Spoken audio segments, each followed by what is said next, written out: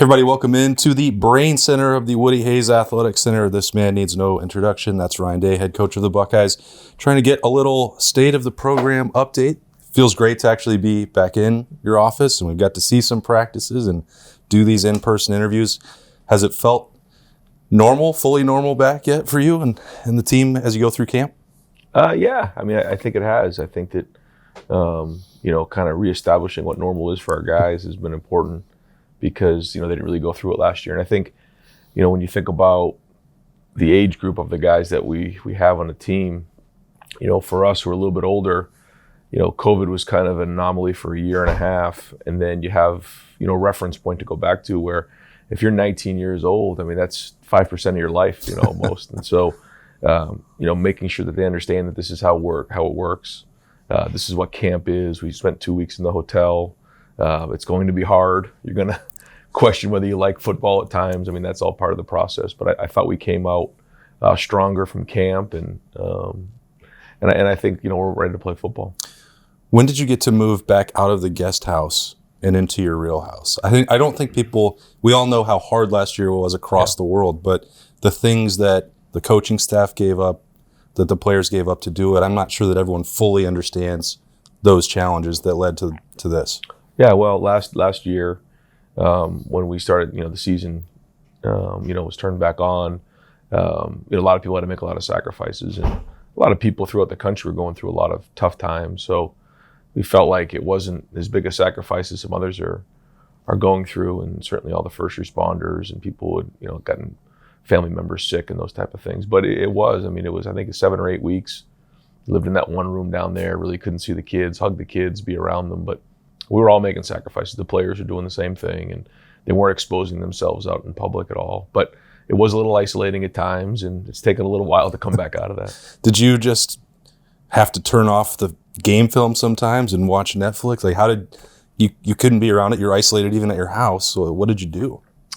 It was a lot of, when you're in season, especially early in the week, you're just so immersed in game planning and getting the team ready and getting everything organized for the week. Really where you felt it was more as you got closer to the game, when you have a little more free time and kind of the haze in the barn at the front end in terms of the physical part of the work. And then, you continue to work the mental part of the game as you get closer to it. But there's a little bit less to do, and that's kind of where you felt it a little bit. I try to, if I'm going to watch a TV show, it has to be something that has nothing to do with football, that just gets you away, something that could be any further from football, just to give you a little bit of a mental break. Okay, so you didn't binge Friday Night Lights last year? No, but my son's into it right now, and he's trying to get me to watch some episodes. We had never watched it before. And so, actually, we're in season 1, if you can believe that. I don't think that a college football coach needs to put himself in the shoes of a high school football coach. Right, exactly. You've talked all year about reps, the development. And I know that part of that is because of how much was given up last year, like weeks, even going up to the title game where you couldn't have a full practice. Right. I don't know if there's a number or a way to put in context what these guys missed all throughout year compared to what they got now. Yeah, I don't think that we'll know either. I think now it's time to go. I think that we had to have the mentality that we had to get reps, we had to catch up.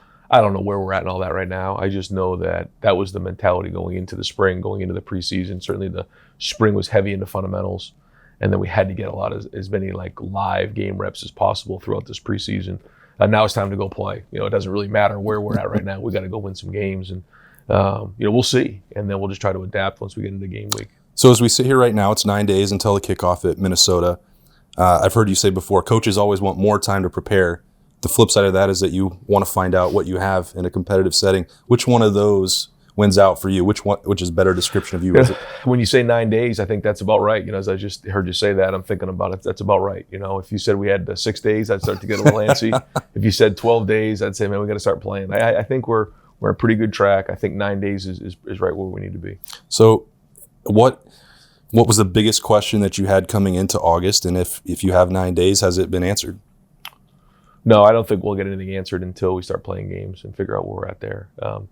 Quarterback position and linebacker were probably the two of the biggest ones, just in terms of experience. I think we have a good idea across the board at other positions where we're at. A little bit in the secondary, but we've created some depth there. So that may not be perfect, but it's going to be a lot stronger than last year, especially in terms of depth. Linebacker, again, it's kind of wait and see. We have some guys who have been around, and it's time for them to go play. And then we have some young guys that'll step up there.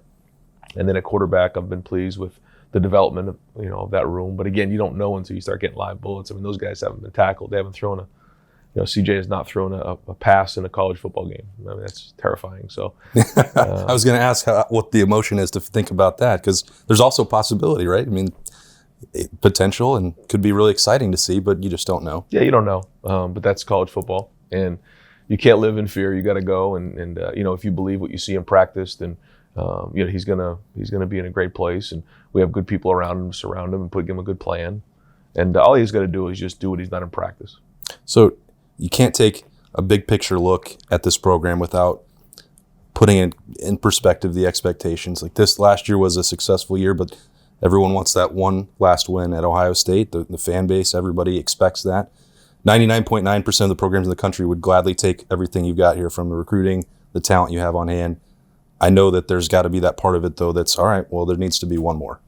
Yeah, and that's always the approach. We can't get so focused on that we lose focus on the other things, because there's so many great things going on in the program. And when you look at the last couple of years, there's been a lot of great moments, but a lot of guys had to step up to even get to those opportunities, and so we can't lose focus on that. But all those things being said, we want to do things in a first-class manner. We want to recruit great people, and it isn't just win at all costs. That's not the way it is here at Ohio State. And we also know that the expectations to win a national championship, and that's the goal, that's the chase. But at the same time, people from Ohio and Buckeye Nation, they want to be proud of who the guys are on the field and the way that we run our program. And so, keeping that in mind as we recruit great people and instill the values that are critically important for sustaining that is something that we all keep in the forefront of our mind. The Alabama game just doesn't seem to have irritated you as much as Clemson the year before.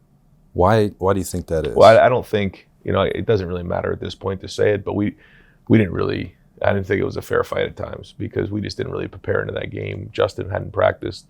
Our D-line was contact traced, and Tommy was out, and Tyreek was out. As I look back on that game, I think it was 17-14 with 4 minutes to go in the second quarter. I was watching it the other day, and I just feel like in a different time, that was a very, very good team. I don't know if we would have beat them, but it could have looked a lot different, and I know that in my heart, but there's nothing I can do about that. So, the game the year before was a whole different scenario, and so there's the only things you can control. You learn from the past, but yeah, I'm very, very proud of what that team did, and I think when you are in it and you understand what they overcame to win that Northwestern game. We had Chris out and a bunch of guys out, and then go on and win the game at Clemson. There's a lot of great things to be learned from there, and I'm proud of that team. As Berm and I were driving into the Woody this morning, I was like, this is just the beginning of year 3, and sometimes it feels like 30 because of all the generational changes going on in college football. There's no way that you could have anticipated this, and I talked to you about it last year with the challenges from year 1, and then COVID was thrown at you. Now this year it's name, image, and likeness, and leagues changing membership and everything going on. I mean, has it changed your enjoyment of college football? Are you worried about all the things going on? You've talked over and over about Ohio State will always embrace whatever changes come. Sure. But there's been so many of them. Yeah. The job is almost unidentifiable to the one that you took. No, it's a great point. I think, this is going on year 5 for me here at Ohio State. And, when I got here and what it is now, it's 2 totally different, environments. But I think when you focus on recruiting great people, really talented young men, keeping a good staff together and focus on the culture, good things are going to happen moving forward. And that's what I grab onto, because there's so many things you can't control. But you're right. There's a lot that's gone on over the last 2 to 3 years, even 3 years back, early in the season, and there was just a lot going on and having to manage some of those. But I've embraced the fact that that's part of being the head coach at Ohio State. There's going to be change. There's going to be different things that show up, and managing all of those with so many people and so many eyeballs on you, that's a huge part of the job, not just calling plays or, organizing practice plans. And then you've renovated a lot inside this office since the last time we've been here. I understand that's part of it. You want people want to hang out in here. Has that family atmosphere, your kind of stamp on it, driving this program through love, how have you felt that's resonated with this team? I think it has. Last year with the isolation, it's almost like we had to kind of bring them back in a little bit because everybody was isolated individually as units. And so bringing them back together again has been a process. It didn't just happen overnight because being isolated didn't just happen overnight. It happened over time. And so, yeah, I mean, I've had a lot of tears on these couches over camp. We've had a lot of conversations with different guys and still, but there is still a little bit of that. Like, it's okay. You can come in here and we can hang out, we can talk. And, but I think that's part of college coaching. You know, it always has been, but I think now more than ever, it's important. All right, Berm would not be happy if I left without just asking you what you're listening to right now as the biggest music buff on our site. So yeah, we'll let you out on an easier one.